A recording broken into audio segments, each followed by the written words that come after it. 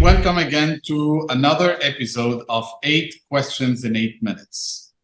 PCOS is a very common hormone problem for women of childbearing age. Women with PCOS may not ovulate, have high levels of androgens, and have many small cysts and ovaries. PCOS can cause missed and irregular menstrual periods, excess hair growth, acne, infertility, and weight gain, and overall it's a nightmare for all HCPs, in particular dietitians. For that, we have with us Angela Grassi. For over 20 years, Angela has been an internationally known nutrition and health expert on PCOS. Having PCOS herself, Angela knows how frustrating living with this condition can be and firmly believes that you can take control over PCOS instead of letting it take control of your life. Angela, thank you very much for joining us today on this interesting 8 questions in 8 minutes. Are we managing well patients with PCOS before we start with our 8 questions? Great to be with you today. Are we managing PCOS well?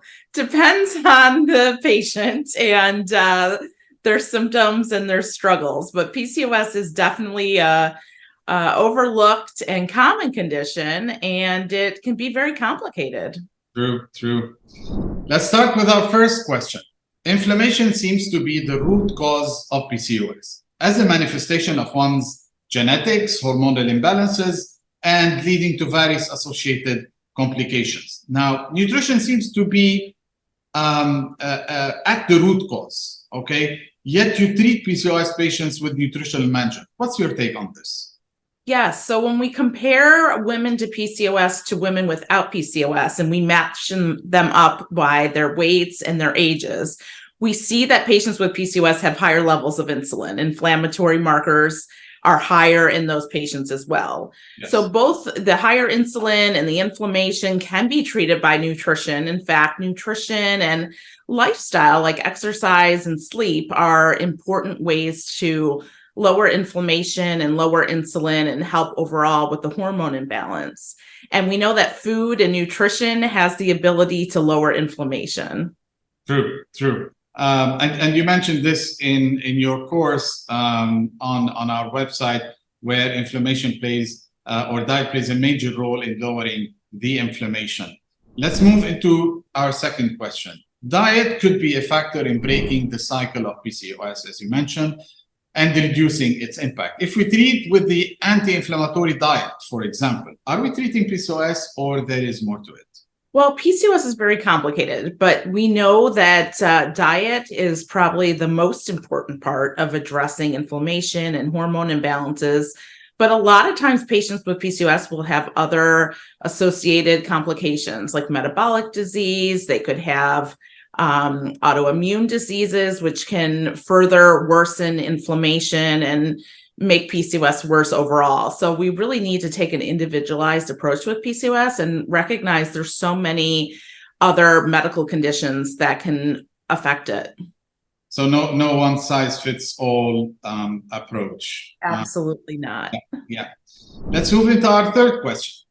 Some people use nutritional supplements such as inositol or omega-3 fish oil to help control their PCOS symptoms, although none is regulated by any medical agency and might interfere with a lot of the meds they're taking. What's your take on this, and how do you manage supplementation in your clinic? Yeah, so when we look at diets of women with PCOS compared to diets of women without PCOS, we're finding that their diets are actually pretty similar. But they are still deficient in certain key nutrients, and key vitamins and minerals such as vitamin D, magnesium, zinc have all been shown to be lower in PCOS. Mm-hmm. So if their diets are similar, it makes us wonder if they're having an absorption issue, or because of the inflammation and because of the higher insulin levels that it's affecting their ability to properly use these nutrients. So sometimes optimal supplementation, for example, like if they have low vitamin D levels, that can really affect their health, right? We know that vitamin D plays a role in ovulation and egg quality. It can affect mood and can play a role in insulin resistance and inflammation. So really need to like check these levels and determine if supplementation would be beneficial. So do you recommend giving all the PCOS patients supplementation, or you have the tendency to individualize the approach? I like to individualize it because there's so many different supplements. And again, they can have other medical conditions that can be causing problems. So you really have to get to the root cause, but supplements can be very helpful in many cases. I see.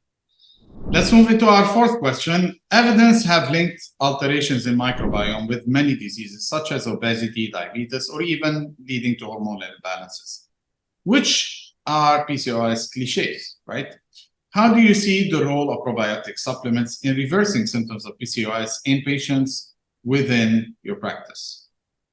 Yeah, so we're finding gut health is so important to patients with PCOS. In fact, there's an association with poor gut health and higher levels of testosterone in patients with PCOS.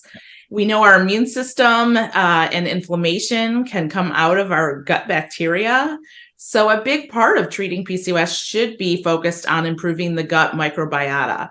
So when we focus on foods that can help heal the gut, we look at prebiotics and even probiotics, which have been shown to reduce inflammation and insulin resistance.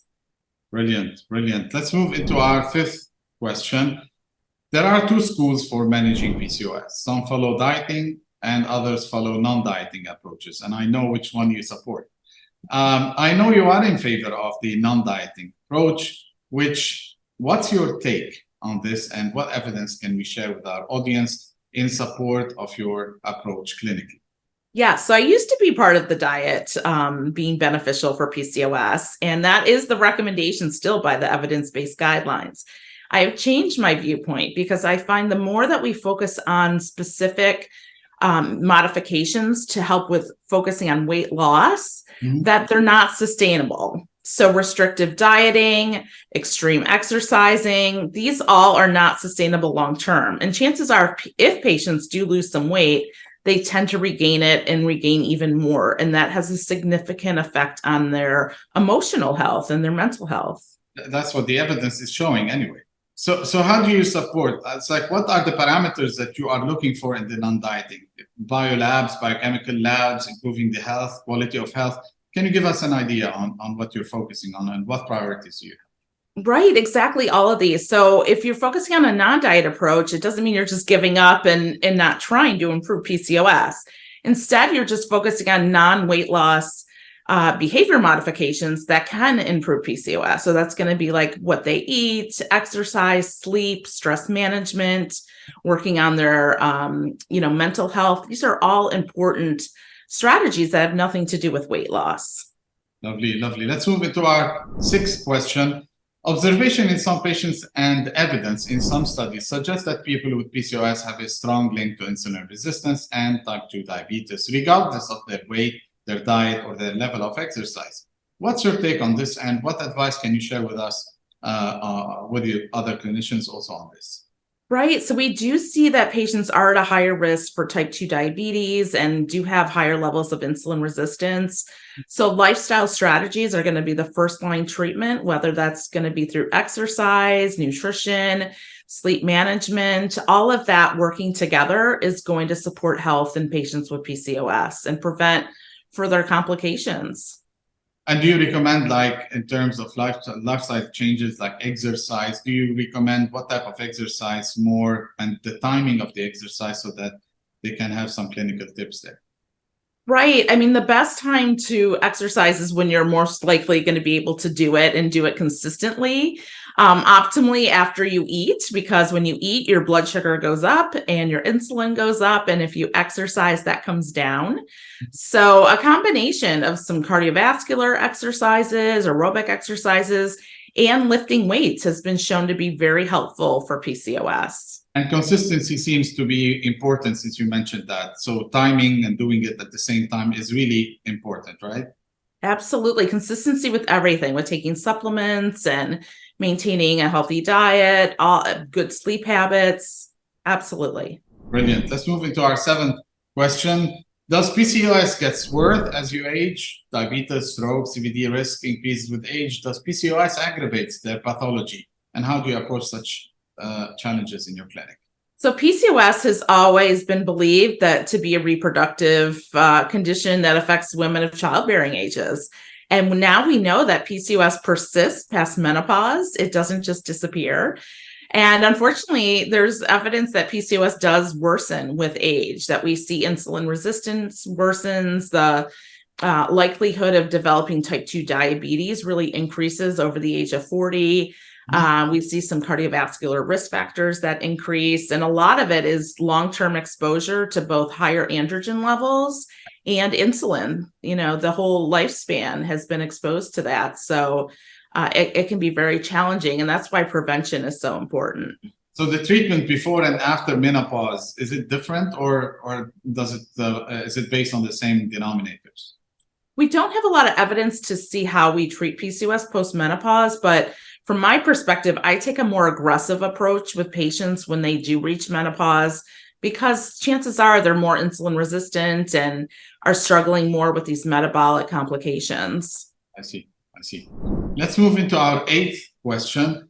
Women with PCOS have been shown to have a higher rates of mood disorders, anxiety, depression, due to obviously the hormonal disbalances as one factor. What is the role of nutrition in ameliorating the mental health for PCOS, and how do you deal with such challenges in your clinic?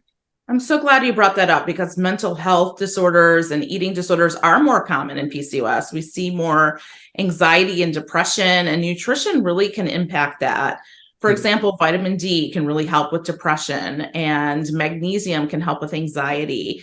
But even just dietary patterns, like how you eat your food and balancing out your carbohydrate choices, having some protein and fat with the carbohydrates, can actually help with blood sugar regulation, because we see when blood sugar dips, there's an increase in anxiety.